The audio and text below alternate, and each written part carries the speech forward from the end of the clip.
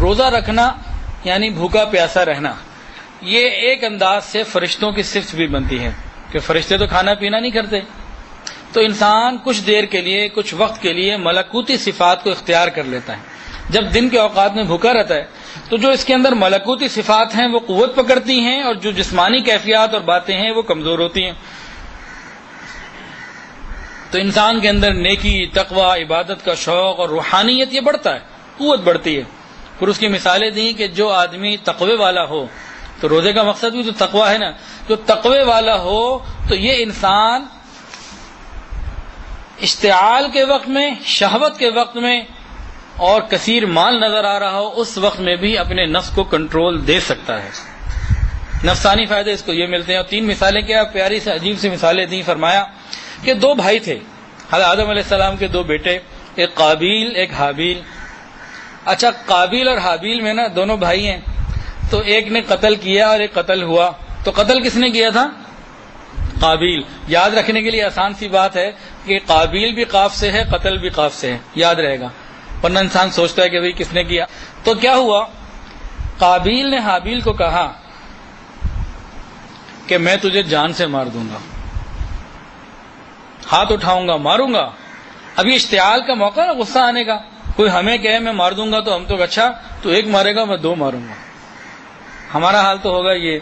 لیکن جن کے دلوں کے اندر خوف خدا ہوتا ہے، تقوی ہوتا ہے، نفس مغلوب ہو چکا ہوتا ہے، ملکوتی صفات زیادہ ہوتی ہیں، اللہ کا خوف ہوتا ہے، وہ کیا کہتے ہیں قرآن کے اندر، لئن بسطت الی یدک لتقتلنی ما انا بباسط یدی الیک لیقتلک، اگر میں بھائی تو مجھے مارنے کے لیے ہاتھ بڑھائے گا میں نہیں بڑھاؤں گا، انی اخاف اللہ، وجہ بتا رہے میں اللہ سے ڈرتا ہوں، میں کیوں ماروں تجھے۔ تو اشتعال کے وقت بھی انسان کو اپنے اوپر کنٹرول ہو جاتا ہے۔ تو روزہ رکھنے سے یہ نعمت مل جائے گی۔ اور آج کل جس کو مرضی پوچھ لو، غصے کا مریض کوئی بھی ہو ماشاءاللہ، وہ 3 سال کا ہو یا 103 سال کا، سب کو غصہ خوب آتا ہے۔ مائیں فون کرتی ہیں جی ہمارے بچے چھوٹے چھوٹے ہیں، ان کا غصہ ہی ختم نہیں ہوتا۔ تو ماشاءاللہ حضرت مثال دیتے ہیں غصے کے بارے میں کہ جس طرح ماچس ہوتا ہے نا، اس کو ایسے رگڑو تو آگ نکل آتی ہے۔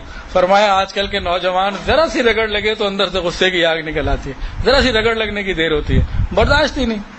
تو اگر یہ صحیح آداب کے ساتھ روزہ رکھ لیں تو انشاءاللہ اشتعال کے وقت میں بھی ان کو اپنے اوپر سیلف کنٹرول آنا حاصل ہونا آسان ہو جائے گا۔ ایک تو حضرت جی نے پرسوں یہ مثال دی، دوسری مثال دی شہوت کے وقت کہ جب حسن پکار رہا ہو، موبائل پہ میسج آ رہے ہوں، واٹس ایپ پہ میسج آ رہے ہوں، یا ویسے ہی کہیں پہ بھی بازار میں حسن پکار رہا ہو، اگر اس کے اندر نفسانی خواہشات غالب ہیں تو یہ چلا جائے گا اس پکار کے اوپر، یعنی جہنم کی طرف چلا جائے گا۔ اور اگر اس کے اندر ملکوتی صفات غالب ہیں، نفس مغلوب ہے، اور اللہ کا خوف اس کے اندر ہے، تقوی اس کے اندر ہے، قیامت کے دن پیشی کا خوف اس کے اندر اگر ہے تو کیا ہوگا، یہ کہہ دے گا معاذ اللہ، میں نہیں کرتا، میں اللہ کی پناہ میں آتا ہوں۔ تو وہاں انہوں نے کیا کہا تھا، میں اللہ سے ڈرتا ہوں، میں نہیں ہاتھ بڑھاتا تیرے اوپر، تو مار لے۔ یہاں کیا کہا گیا، میں اللہ کی پناہ میں آتا ہوں۔ حضرت یوسف علیہ السلام کو گناہ کی دعوت دی گئی، کہا کہ ہائی تلک، جسے حسن اشارے کر رہا ہو اور جوانی بھی ہو، بڑا مشکل ہوتا ہے یہ جواب دے دینا معاذ اللہ کہ میں اللہ سے ڈرتا ہوں۔ یہ کب ہوگا، جب نفس مغلوب ہو جائے گا، ملکوتی صفات، روحانی صفات غالب آ جائیں گی، تو روزے سے یہ چیز حاصل ہوتی ہے۔ اور تیسری مثال یہ دی تھی کہ قارون جس وقت اپنے مال اور اپنے خدام کے ساتھ نکلتا تھا تو اس کی ایک عجیب شان ہوتی تھی۔ تو جو لوگ دنیا دار قسم کے ذہن کے تھے نا، جو مال کو کچھ سمجھتے تھے، وہ کیا کہتے تھے، یا لیت لنا مثل ما اوتی قارون، کاش آج ہمارے پاس بھی اتنا ہوتا جتنا قارون کے پاس۔ اور آج ہر دل کی یہی تمنا ہے، کاش میرے پاس بھی اتنا ہوتا جتنا اس کے پاس۔ فرمایا کہ لوگوں نے دیکھ کے یہ کہا، لیکن جو علم والے تھے انہوں نے کہا ویلکم، تمہارا ناس ہو، اس میں کیا رکھا ہے، اللہ کے پاس جو ثواب ہے ملنے والا وہ خیر اور برکت والا ہے۔ تو اشتعال کے وقت بھی کنٹرول، شہوت کے وقت بھی کنٹرول، غیر کا مال دیکھ کے بھی کنٹرول، جو اپنے پاس ہے وہ کافی ہے۔ یہ کیسے ملے گا، یہ تب ملے گا جب نفسانی اور شیطانی قوتیں ہمارے اندر کم ہو جائیں گی، ملکوتی روحانی صفات بڑھ جائیں گی، تو یہ چیز حضرت نے بتائی کہ روزے سے ملتی ہے۔ تو ہم کیا کریں؟